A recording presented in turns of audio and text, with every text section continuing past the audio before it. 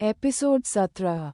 Disclaimer दोस्तों, ये कहानी केवल एक काल्पनिक रचना है। ये केवल लेखक के द्वारा रची गई यह एक कहानी है। इसका वास्तविक जीवन से कोई भी संबंध नहीं है, लेकिन अगर फिर भी इस कहानी के नामपात जगह या कोई दृश्य किसी वास्तविक जीवन से मिलते हैं तो ये केवल एक सहयोग है। कृपया आप कहानियों को केवल मनोरंजन की दृष्टि से ही सुनें, और साथ ही अगर आप इस चैनल हिंदी रियलिस्टिक स्टोरीज पर पहली बार आए हैं तो चैनल को सब्सक्राइब और वीडियो को भर भर लाइक करना ना भूलें।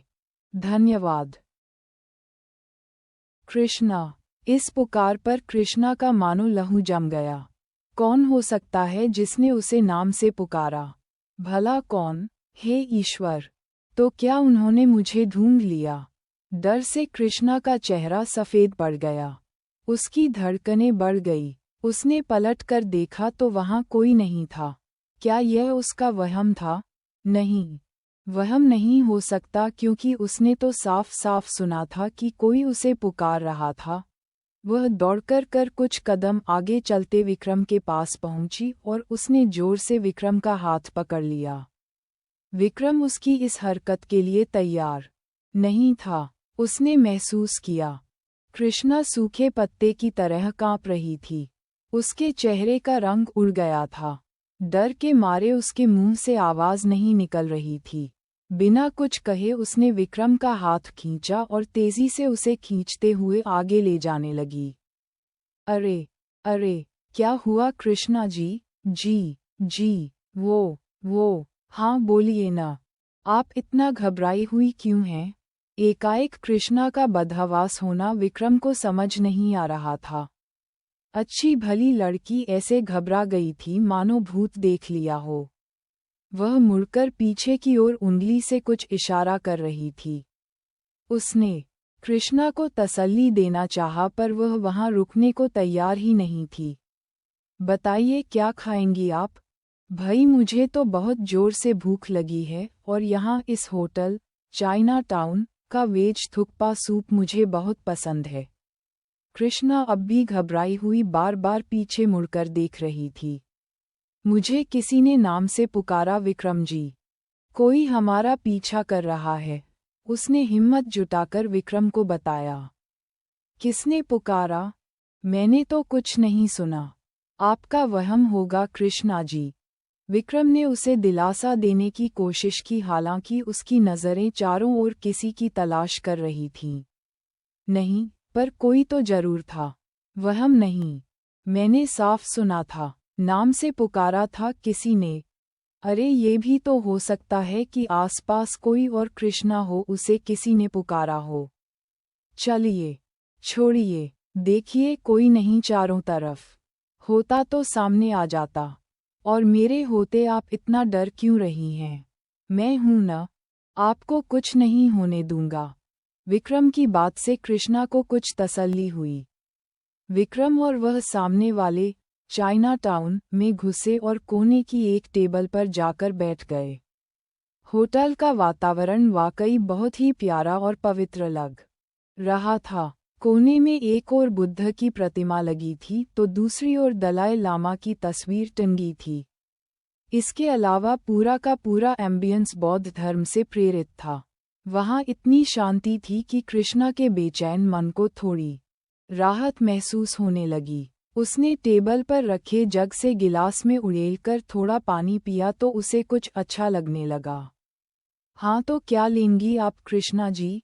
आप भी थुक्पा ट्राई कीजिए ना, आपको बहुत पसंद आएगा। थुक्पा? जी, मैंने कभी टेस्ट नहीं किया विक्रम जी। कृष्णा ने तो कभी यह नाम भी नहीं सुना था। वेज थुक्पा एक तरह का तिब्बती सूप होता है जिसमें नूडल्स के साथ वेजिटेबल्स और बहुत सारे हर्ब्स भी डले होते हैं। इसके स्वाद के तो क्या कहने। हॉट थुक्पा सूप के साथ और क्या लेना चाहेंगी? जो भी आपका दिल करे, ऑर्डर कर दीजिए, कृष्णा ने उत्तर दिया। कुछ देर बाद टेबल पर 2 बाउल्स में थुक्पा, चिली पोटैटोज और फ्राइड राइस की प्लेट्स लग चुकी थीं। जैसे ही विक्रम में सूप चखना चाहा, किसी ने आकर उसका हाथ थाम लिया। अकेले अकेले थुक्पा मुझे नहीं पता था मेरा दोस्त इतना भी बेवफा हो सकता है। विक्रम ने चौंक कर अपना सर उठाया तो सामने अभिनव मुस्कुराता खड़ा था। अभिनव को देखते ही कृष्णा और विक्रम दोनों के चेहरों पर हैरानी भरी खुशी की लहर दौड़ गई।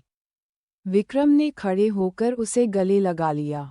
साले, तू यहाँ? ओह, अच्छा अब समझा कि कृष्णा जी इतना डरी हुई क्यों थीं। तूने उन्हें आवाज़ दी और छुप गया और यहाँ बेचारी कृष्णा जी की हालत खराब हो गई। कृष्णा बड़े ही असमंजस की स्थिति में बैठी थी। अभिनव को देखते ही उसे वो पुराने दिन याद आ गए। उसके पूरे बदन में झुरझुरी होने लगी।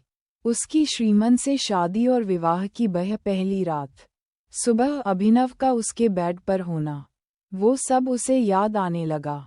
शर्मिंदगी की एक लहर ने उसे भिगो दिया। उसके चेहरे पर उदासी का रंग उतरने लगा। अभिनव और विक्रम एक दूसरे से बात कर रहे थे और कृष्णा खामोश बैठी उन्हें देख रही थी। उस बीच अभिनव कनखियों से कृष्णा को भी देख रहा था। विक्रम को संक्षेप में अपडेट देने के बाद वह कृष्णा की ओर मुड़ गया। माफ़ी चाहता हूँ कृष्णा जी, आपके साथ जो कुछ हुआ उसमें मेरी मर्जी शामिल न होते हुए भी मुझे वह सब करना पड़ा। अभिनव की बात सुनकर कृष्णा के चेहरे का रंग उड़ गया। वह तो पुरानी बातों को भूलकर नई जिंदगी जीने के लिए ईश्वर के सामने शपथ ले चुकी थी कि कभी उन बातों को अपने जीवन, अपनी यादों में जगह नहीं देगी। लेकिन अभिनव की बातें सुनकर उसे लगा जैसे एक बार फिर वह उस मनहूस कमरे की कैद में घिर गई है। उसके घबराए हुए चेहरे को देखकर अभिनव ने उससे आगे कहा, अगर मैं इनकार कर देता तो? श्रीमन किसी और को ले आता, आपकी जिंदगी बर्बाद हो जाती। उसके प्लान का हिस्सा बने बिना आपको वहां से निकालना संभव ही नहीं था। जो हुआ वो हो गया। बस मुझे केवल आपको इतना ही कहना है कि आप गंगा के तरह पवित्र हैं। हमारे बीच उस रात वैसा कुछ नहीं हुआ जिसके लिए आपको शर्मिंदा होना पड़े। ये सुनकर कृष्णा के घबराए मन को थोड़ी शांति मिली, पर उसे समझ नहीं आया कि वह कैसे रिएक्ट करे। उसने कभी सोचा भी नहीं था कि यूं विक्रम के सामने ये सब बातें इस तरह खुलेंगी। उसने खुद को संभाला और मन ही मन अपने भगवान को धन्यवाद देते हुए कहा, पता नहीं इस जन्म में आपका कर्ज उतार पाऊंगी या नहीं, लेकिन आप नहीं होते तो मैं तबाह और बर्बाद हो जाती। शायद मैं अपनी जान दे देती। आपने मुझे ही नहीं मेरे पूरे परिवार को बचा लिया, क्योंकि मुझे कुछ हो जाता तो मेरा परिवार भी कभी सुखी नहीं रहे। परिवार की बात करते करते कृष्णा अधीर हो उठी। उसकी आंखों में आंसू छलकने लगे जो अभिनव और विक्रम दोनों को अच्छे नहीं लगे। कृष्णा ने आगे अभिनव से पूछा, माँ पापा कैसे हैं? मेरा भाई वैदिक कैसा है? वे लोग तो बहुत परेशान हुए होंगे मुझे लेकर। आपने कहा था उन्हें मेरी सलामती की सूचना दे देंगे। आपने उन तक ये खबर पहुंचा दी थी न कि मैं ठीक हूँ? अरे अरे, एक साथ इतने सवाल पूछेंगी तो जवाब देना मुश्किल हो जाएगा। थोड़ा सब्र तो कीजिए। अभिनव की बात सुनकर वे सब एक साथ हंसने लगे। कृष्णा भी थोड़ा शर्माकर सूप में चम्मच चलाने लगी। वे लोग बिल्कुल ठीक हैं कृष्णा जी, आप बिल्कुल चिंता मत कीजिए। उन्हें खबर भी पहुंचा दी गई है। आराम से सब बात करेंगे, पर पहले खाना खाए। अब बातें खाने के बाद। और तुझे याद नहीं विक्रम, थुक्पा को ठंडा करना पाप से कम नहीं। विक्रम और अभिनव दोनों ने समवेत स्वर में दोहराया तो वे सब हंस पड़े। कृष्णा ने साथ के टेबल पर बैठे लोगों की इशारा करके चुप रहने का संकेत दिया। हाँ भाई, इसका स्वाद तो गर्मागर्म सिप करने से ही आता है। मुझे तो बहुत जोर से भूख लगी है, कहकर अभिनव ने विक्रम के आगे से हंसते हुए सूप का बाउल अपनी ओर खींच लिया। 1 मोर थुक्पा प्लीज, वेटर को ऑर्डर देकर हंसते हुए विक्रम चिली पोटैटो अपनी प्लेट में सर्व करने लगा।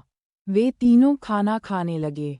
वैसे भी वहां सार्वजनिक रूप से बाकी बातें करना सेफ नहीं था। उन्हें जल्दी से वहां से निकलना भी था।